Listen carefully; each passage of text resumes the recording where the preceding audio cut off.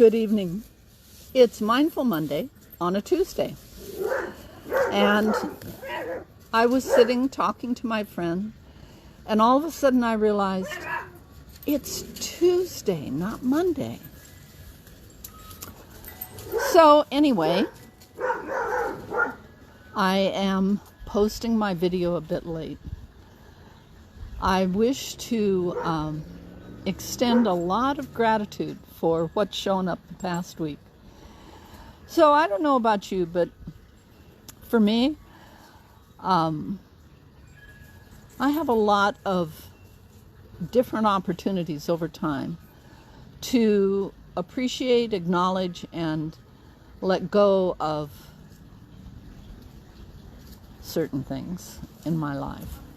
So a few days ago, Yvonne did a post about your inner critic and how the inner critic is that part of your child self that is looking for, when it looks for approval from others, it's really looking for the mother and father to tell them good job.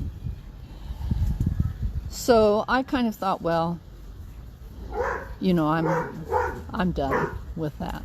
Although my inner critic has always had a very healthy personality.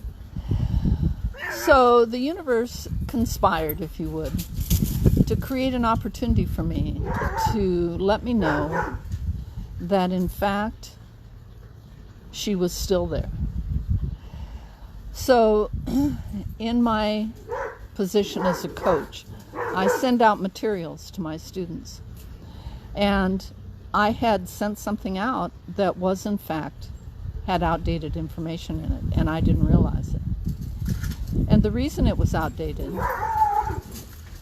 is because I had relied on work that I had done in the past instead of asking myself each year what is most important for my students to know. So when it was discovered and brought to my attention that I had made this error, by this time it wasn't myself and the student who were involved. It was myself, the student's professor in the university, and my supervisor in the university. So now my inner critic was running amok because her mistake, my mistake, was not a private one. It was now a public one. And then on top of everything, before we could identify what the source of the misinformation was, my supervisor had come to my defense, had advocated for me most strongly, had really put herself on the line for me, only to discover it was in fact my mistake. So my inner critic, I could feel anxiety, I could feel upsetness, I could feel all these feelings, and it came just when Yvonne did her post. So it was like the perfect mirror. And as I was observing this process going on within myself in this conversation, I was reminded of something a friend of mine told me one time, which I suppose I will censor for public media. So you can substitute some of the letters and come up with the right words. But he basically said, when you screw up, fess up and move on. So I thought, how am I going to address this? And I made it so complicated. I had all these beliefs and all these scenarios and all this stuff. And all of a sudden, it's like in one breath, it all changed. And so I asked the question, what is the highest priority here? What is asking to be taken care of? So I wrote a note and said, here's the new information. The old information was outdated. And I sent it on. Everyone said thank you. And that was the end of it. But what I wanted to share with you was that process of how things, aspects of yourself, voices of the past that you think you have, I don't know about if silenced is the word I'm looking for, but It's these are dogs climbing around. But it's like that. It's as if these voices from childhood, these fears and needs from childhood, that you finally feel as if you've acknowledged them, you've put them to rest, and you've moved on. And you discover that with the correct pressure or leverage or activation or stimulation, they can be activated in an instant. So my takeaway from this great experience was, I love the way that the past creates opportunities again and again in the now to become cleaner and clearer and lighter. And to appreciate the beautiful synchronicity of something that someone else shares that becomes the perfect mirror for you.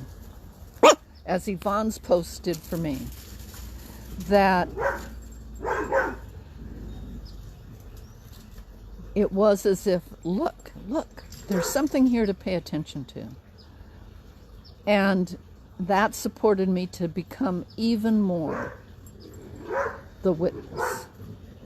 And every night I listen to Eckhart Tolle's The Power of Now. Just little snippets for just a few minutes.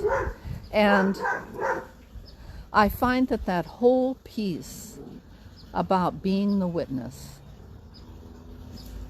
about how do you find peace? Where is that? Where does it reside? And then yesterday I listened to a video by Brother David Stendal-Rost, where he was talking about gratitude. And he talked about how death supports gratitude. And he said because for him, the awareness of one's own mortality can really be the foundation of gratitude for every moment. That our time here in this form is finite. And so the question is, what do you do with what you've got? And whether you decide to be the best entrepreneur ever, the most successful person ever, the greatest founder of a movement ever, the best version of yourself that you can be.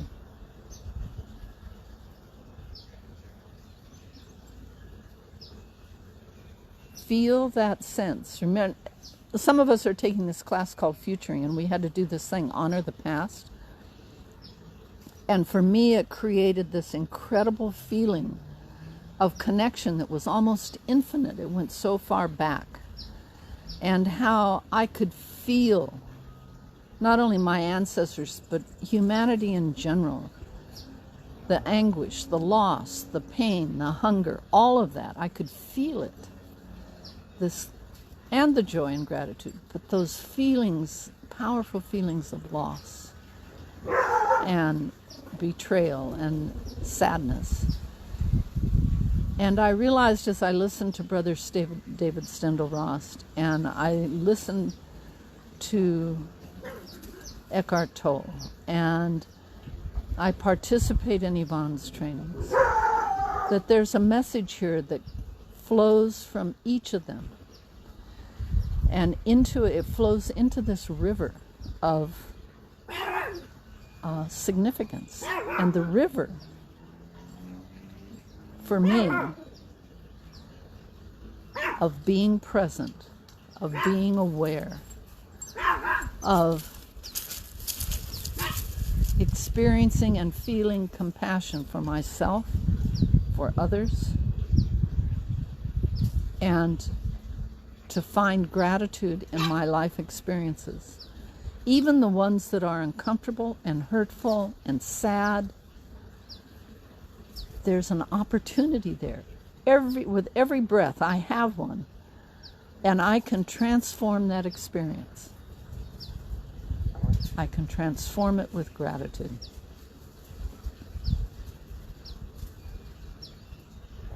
So I invite you, take your own journey of discovery. Find your own river. And find the flow that allows you to embrace life, to live it fully,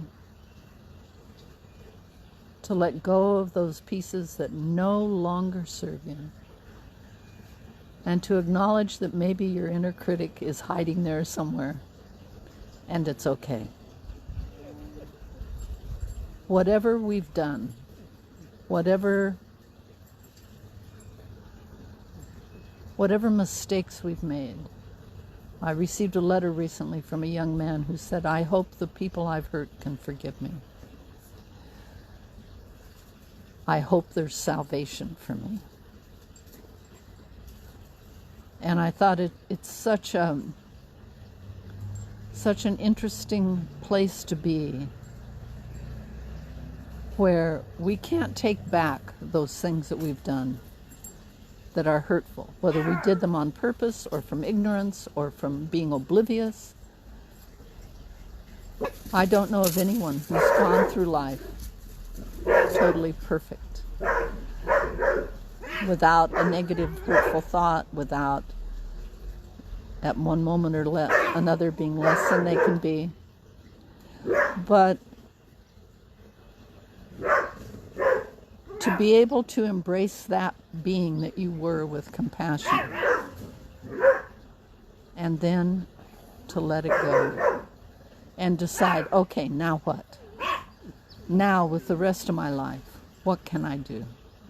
Can I make amends? Can I do something to improve the life of someone? What can I do? What action can I take to be an even better version of myself than I already am? It's a lifelong process, I can tell you. So for all of you, I wish you gratitude. I wish you be able to meet every life experience and find value in it. Find something you can learn from it. That it isn't about being happy all the time. It's about finding gratitude, because gratitude transforms everything. So, I want to thank my inner critic because she gave me yet another opportunity. And blessings to everyone. My dogs are running amok in my garden, and they're just carrying on something horrendous. So anyway, galloping around like horses they are. So blessings to you all. Good night.